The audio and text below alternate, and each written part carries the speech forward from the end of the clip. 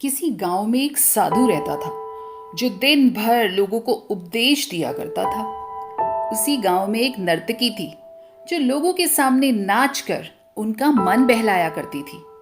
एक दिन गांव में बाढ़ आ गई और दोनों एक साथ ही मर गए। मरने के बाद जब ये दोनों यमलोक पहुंचे तो इनके कर्मों और उनके पीछे छिपी भावनाओं के आधार पर इन्हें स्वर्ग या नर्क दिए जाने की बात कही गई।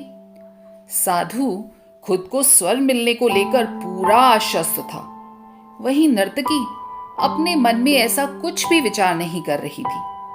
नर्तकी को इंतजार था तो सिर्फ फैसले का इंतजार था। तभी घोषणा हुई कि साधु को नर्क और नर्तकी को स्वर्ग दिया जाता है।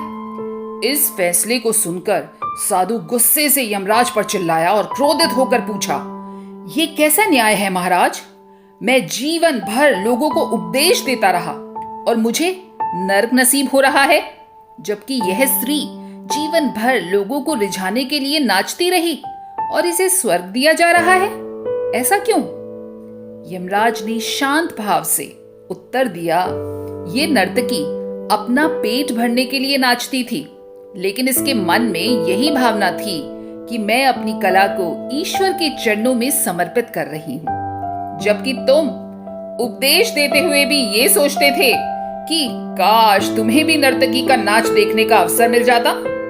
हे साधु, लगता है तुम इस ईश्वर के इस महत्वपूर्ण संदेश को ही भूल गए कि इंसान के कर्म से अधिक कर्म करने के पीछे उसकी भावनाएं मायने रखती हैं। अतः तुम्हें नर्क और नर्तकी को स्वर्ग दिया जाता है। दोस्तों, कैसी लगी ये कहानी? इसको अपने जीवन में उतार कर देखिएगा। अपना कर्म करिए एक अच्छी भावना के साथ और फिर देखिए रिजल्ट आपके मन मुताबिक ही होगा। इसके साथ ही मुझे आज्ञा दीजिए, फिर मिलेंगे एक नई कहानी के साथ। तब तक अपना खूब अच्छे से ख्याल रखिएगा, स्वस्थ रहिए और मस्त रहिए। नमस्कार।